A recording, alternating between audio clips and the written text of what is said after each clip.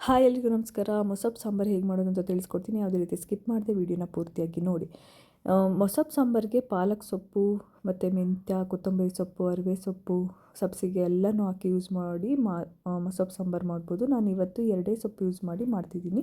ಅರಿವೆ ಸೊಪ್ಪು ಮತ್ತು ಸಬ್ಸಿಗೆ ಸೊಪ್ಪನ್ನ ಜೊತೆಗೆ ಕೊತ್ತಂಬರಿ ಸೊಪ್ಪು ಇಷ್ಟನ್ನು ಒಂದು ಸ್ವಲ್ಪ ಸಮ ಪ್ರಮಾಣದಲ್ಲಿ ತೊಗೊಂಡು ನೀಟಾಗಿ ವಾಶ್ ಮಾಡಿ ಕುಕ್ಕರ್ಗೆ ಹಾಕೋತಿದ್ದೀನಿ. ಅದಕ್ಕೆ ಹಸಿಮೆಣಸಿನ್ಕಾಯಿ, ಸ್ವಲ್ಪ ಖಾರಕ್ಕೆ ಸ್ವಲ್ಪ ಬೆಳ್ಳುಳ್ಳಿ, ಒಂದು ಅರ್ಧ ಈರುಳ್ಳಿ, ಒಂದು ಟೊಮೊಟೊ, ಒಂದು ಸ್ವಲ್ಪ ಜೀರಿಗೆ ಮತ್ತು ಅರಿಶಿನ ಪುಡಿ ಸ್ವಲ್ಪ, ಮತ್ತು ಒಂದು ಅರ್ಧ ಕಪ್ ಆಗುವಷ್ಟು ಬೇಳೆ, ಜೊತೆಗೆ ಸ್ವಲ್ಪ ಹುಣಸೆಹಣ್ಣು ಒಂದೇ ಒಂದು ಸ್ವಲ್ಪ ಹಾಕ್ಕೊಳ್ಳಿ. ಟೊಮೊಟೊನ ಹಾಕಿರೋದ್ರಿಂದ ಹುಳಿ ಬಂದುಬಿಡುತ್ತೆ.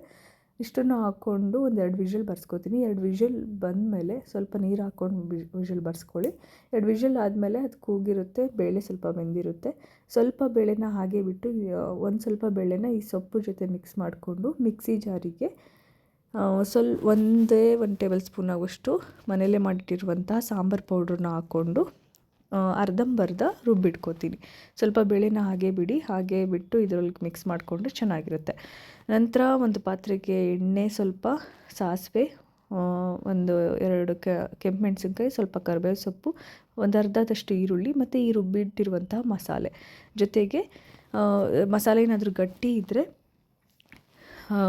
ಬೇಳೆ ನೀರಿರುತ್ತಲ್ಲ ಅದನ್ನು ಕೂಡ ಇದರೊಳಗಡೆ ಹಾಕಿ ಮಿಕ್ಸ್ ಮಾಡಿ ಅದು ಕುದಿ ಬರೋವರೆಗೂ ವೆಯ್ಟ್ ಮಾಡಿ ಇಷ್ಟನ್ನು ಮಾಡಿದ್ರೆ ಮೊಸಪ್ಪು ಸಾಂಬಾರು ರೆಡಿ. ಇದು ಅನ್ನ, ಮುದ್ದೆ ಎಲ್ಲದ್ರ ಜೊತೆನೂ ಕೂಡ ಮಾಡ್ಕೊಂಡು ತಿನ್ಬೋದು. ಕಾಯಿ ತುರಿನೂ ಕೂಡ ನೀವು ಬೇಕಂದರೆ ರುಬ್ಬಬೇಕಾದ್ರೆ ಹಾಕ್ಕೋಬೋದು, ಇಲ್ಲಾಂದರೆ ಈ ಥರ ಮೇಲ್ಗಡೆ ಉದುರಿಸಿದ್ರು ಚೆನ್ನಾಗಿರುತ್ತೆ.